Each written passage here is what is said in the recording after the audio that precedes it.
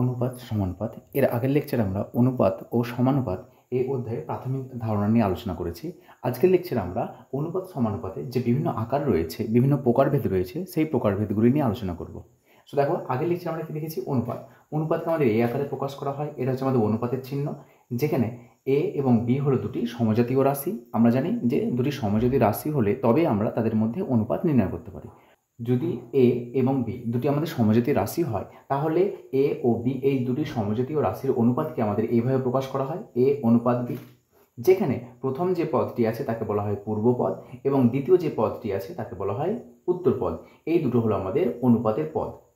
অনুপাতকে আমরা ভগ্নাংশের আকারে লিখতে পারি, যেখানে দেখো এ অনুপাত বি বা এ ইজ টু বি সমান আমরা এ বাই বি আকার লিখেছি, যেখানে এ ইজ টু বি একে আমরা লিখেছি এ বাই বি, অর্থাৎ লব বাই হর। লবে আমরা পূর্বপদকে রেখেছি এবং হরে আমরা উত্তরপদকে রেখেছি। আজকে আমরা লেকচারে অনুপাতের প্রকারভেদ, অর্থাৎ এখানে দেখো চারটি আমরা প্রকারভেদ লিখেছি: গুরু অনুপাত, লঘু অনুপাত, সাম্যানুপাত এবং বৈষম্যানুপাত। এগুলো নিয়ে আলোচনা করব। সো আমাদের অনুপাতের যে পদ রয়েছে সেই পদগুলির ওপর নির্ভর করে আমাদের অনুপাতের এই প্রকারভেদগুলি রয়েছে। দেখো, যদি আমরা বলি যে এ অনুপাত বি, এই এ অনুপাত যে বি লিখেছি, এই অনুপাতটাকে আমাদের গুরু অনুপাত কখন বলা হবে?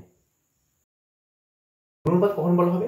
যদি আমাদের পূর্বপদ কত রয়েছে এ, যদি পূর্বপদের মান উত্তর পদের থেকে বড় হয়, দেখো এ ইজ গ্রেটার দ্যান বি লিখেছি, যদি পূর্বপদের মান উত্তর পদের থেকে বড় হয় তাহলে এই অনুপাতকে আমাদের কি বলা হবে? গুরু অনুপাত বলা হবে। যেমন ধরলাম যে 2:1, দেখো 2:1 এই যে অনুপাত লিখেছি, এই অনুপাতের পূর্বপদ কত আছে? 2, সেটা অবশ্যই একের থেকে বড়, উত্তর পদ থেকে বড়। সো 2:1 হলো আমাদের গুরু অনুপাত। যেমন ধরলাম 5:3, এটা একটা আমাদের কার অনুপাত? এটা হলো আমাদের একটি গুরু অনুপাতের উদাহরণ। যেমন 7:6, এটা আমাদের গুরু অনুপাতের উদাহরণ। এক কথায়, যে আমাদের অনুপাত দেওয়া থাকবে সেই অনুপাতের যদি পূর্বপদের মান উত্তর পদের থেকে বড় হয় তাহলে সেই অনুপাতকে আমাদের বলা হবে গুরু অনুপাত। এখানে অথবা দিয়ে আমরা বলতে পারি যে এ বাই বি যদি ভগ্নাংশ আকারে লিখতে চাই, পূর্বপদের মান যদি উত্তর পদের থেকে বড় হয় তাহলে তাকে আমরা গুরু অনুপাত বলবো। যদি আমরা ভগ্নাংশের আকার লিখি তাহলে হচ্ছে এ বাই বি এর মান যদি একের থেকে বড় হয় তাকেও আমরা গুরু অনুপাত বলবো। সো এটা মনে রাখবে যে গুরু অনুপাত কাকে বলা হবে? যদি আমাদের এ অনুপাত বি এই অনুপাতকে গুরু অনুপাত বলা হবে যদি আমাদের পূর্বপদের মান উত্তর পদের থেকে বড় হয়, অথবা এ বাই বি এই যে ভগ্নাংশ সেই ভগ্নাংশের মান যদি একের থেকে বড় হয়। সুতরাং দেখো, গুরু অনুপাত কাকে বলা হচ্ছে? যে অনুপাতের পূর্ব পদের মান উত্তর পদের থেকে বড় তাকে গুরু অনুপাত বলা হয়। অর্থাৎ এ ইজ টু বি অনুপাতকে গুরু অনুপাত বলা হবে যদি এ গ্রেটার দ্যান বি হয় অথবা এ বাই বি এর মান একের থেকে বড় হয়। অর্থাৎ গুরু অনুপাতের ক্ষেত্রে আমাদের কি হবে? পূর্ব পদের মান উত্তর পদের থেকে বড় হবে, অর্থাৎ পূর্বপদ গ্রেটার দ্যান উত্তর পদ। উদাহরণ লিখেছি দেখো এখানে আমরা যে 5:3, 2:1, 7:6, 15:13, এটা প্রত্যেকটা হলো কি গুরু অনুপাত। কেন? কারণ প্রত্যেকটার পূর্ব পদের মান দেখো উত্তর পদ থেকে বড় আছে। পূর্ব পদের মান এখানে 5 আছে, উত্তর পদের মান 3 আছে, 5 3 থেকে বড়। এখানে পূর্ব পদের মান 2 আছে, উত্তর পদের মান 1 আছে।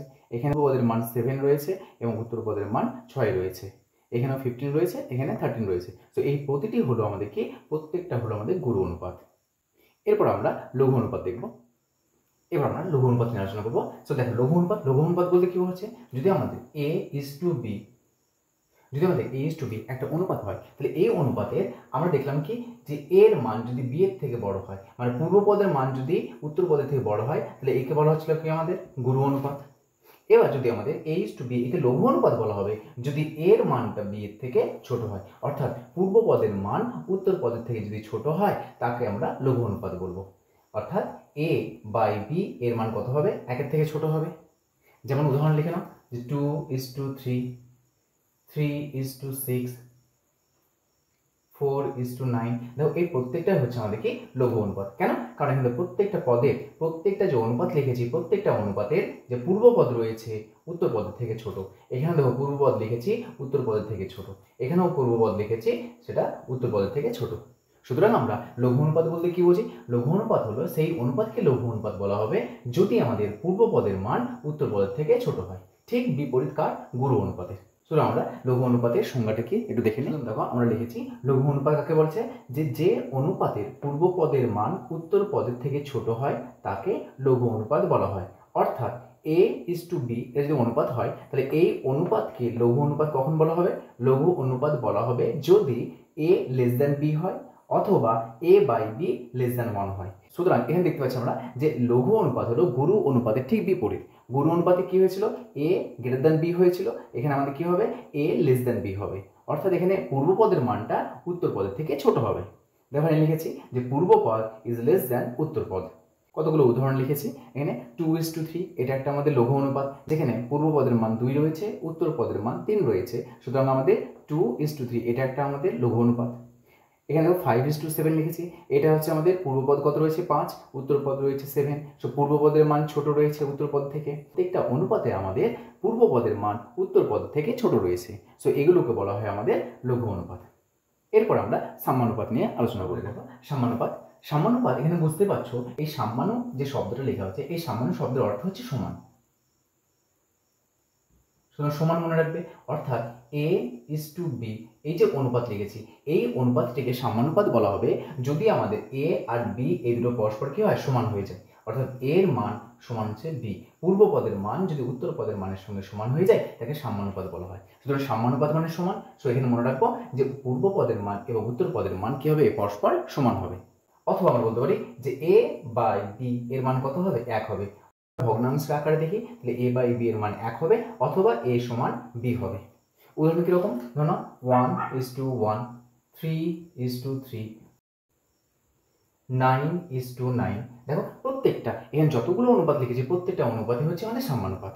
কারণ কি? কারণ প্রত্যেকটা পদ দেখো পূর্বপদ উত্তরপদ সমান, এখানে পূর্বপদ উত্তরপদ সমান রয়েছে, এখানেও পূর্বপদ উত্তরপদ সমান রয়েছে।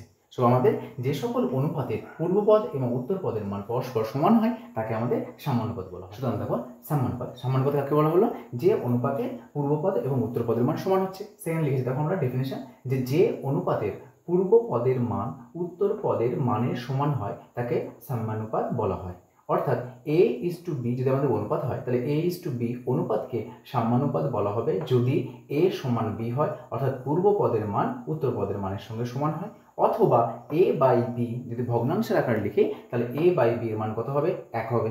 শুধু এখানে এটা মনে রাখবে যে পূর্ব পদের মান উত্তর পদের মানের সঙ্গে কি হবে? সমান হবে, পরস্পর দুটি সমান হবে। আমরা কতগুলো উদাহরণ লিখেছি দেখো। উদাহরণ লিখেছি 2:2, এখানে পূর্বপদের মান উত্তর পদের মান সমান।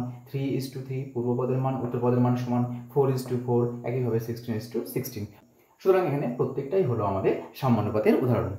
এরপর আমরা দেখব বৈষম্যানুপাত কাকে বলা হয়। পরবর্তী দেখো বৈষম্যানুপাত।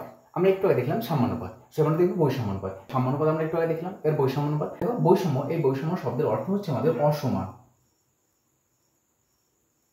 কারণ এক কথায় সমান নয়। তো অনুপাতের ক্ষেত্রে বৈষম্য অনুপাত কাদেরকে বলবো? যে সকল অনুপাত, যেমন ধরে নাও a:b, এটা যদি আমাদের অনুপাত হয় তাহলে এই অনুপাতের বৈষম্য অনুপাত বলা হবে যদি পূর্বপদ এবং উত্তরপদ তারা সমান না হয়, যেমন a ≠ b হয়।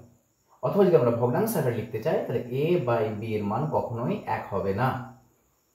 তাহলে এই ধরনের অনুপাতকে আমাদের কি বলা হচ্ছে? বৈষম্য অনুপাত। অর্থাৎ পূর্বপদ এবং উত্তরপদের মান কি হবে? সমান হবে না। যেমন উদাহরণ কি? ধরো নাও 2:3, 1:5, 10:8। দেখো এই প্রত্যেকটা অনুপাতই হচ্ছে আমাদের বৈষম্য অনুপাত। কেন? কারণ প্রত্যেকটা অনুপাতের পূর্বপদ এবং উত্তরপদ তারা কি পরস্পর কখনোই সমান নয়। এখানে 2 আছে, 3 আছে, পূর্বপদের মান 2, উত্তরপদের মান 3। এখানে 1:5, পূর্বপদের মান 1, উত্তরপদের মান 5। এখানে 10:8। সো এই প্রত্যেকটা অনুপাতই কিন্তু আমাদের বৈষম্য অনুপাত। এসো এবার আমরা বৈষম্য অনুপাতের যে সংজ্ঞা, সেই সংজ্ঞাটা আমরা দেখে নিই। বৈষম্য অনুপাত মানে আমরা কি বললাম? বৈষম্য অনুপাত হচ্ছে আমাদের যে পূর্বপদের মান এবং উত্তরপদের মান তারা পরস্পর কখনোই সমান হবে না। তো দেখো আমরা বৈষম্য অনুপাতের ডেফিনেশন লিখেছি যে অনুপাতের পূর্ব পদের মান উত্তর পদের মানের সমান না হয়, অর্থাৎ পূর্বপদ এবং উত্তরপদ কখনোই তারা পরস্পর সমান হবে না, তাকে বৈষম্য অনুপাত বলা হয়। অর্থাৎ a:b যদি একটা অনুপাত হয় তাহলে এই অনুপাতকে বৈষম্য অনুপাত বলা হবে যদি a ≠ b হয়, অর্থাৎ পূর্বপদের মান উত্তরপদের মানের সঙ্গে সমান হবে না। অথবা a/b যে অনুপাত পেয়েছি আমরা, ভগ্নাংশ আকার পেয়েছি, তার মানটা 1 এর সঙ্গে সমান হবে না। সো এখানে মনে রাখার বিষয় কি আমাদের? বৈষম্য অনুপাত মানে বৈষম্য করছে এখানে আমাদের, তাই না? তখন পরস্পর পৃথক হয়ে যাচ্ছে, আলাদা হচ্ছে। সেখানে পূর্বপদের মান ≠ উত্তরপদ হবে, পরস্পর অসমান হবে।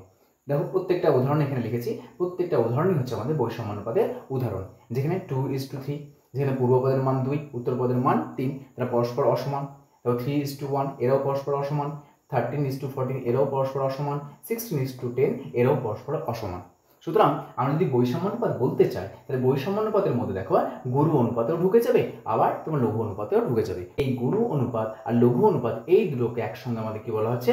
বৈষম্যানুপাত। দেখো 2:3 এটা হচ্ছে আমাদের কি? এটা হচ্ছে লঘু অনুপাত, যেখানে পূর্বপদের মান উত্তরপদের থেকে ছোট রয়েছে। তারপর দেখো 3:1 এটা কি? এটা হচ্ছে আমাদের গুরু অনুপাত। সো এটা হলো লঘু অনুপাত, এটা গুরু অনুপাত। এখানে একইভাবে এটা লঘু অনুপাত, এটা গুরু অনুপাত। সো লঘু অনুপাত ও গুরু অনুপাত এই দুটোকে একসঙ্গে আমাদের বৈষম্যানুপাত বলা হচ্ছে।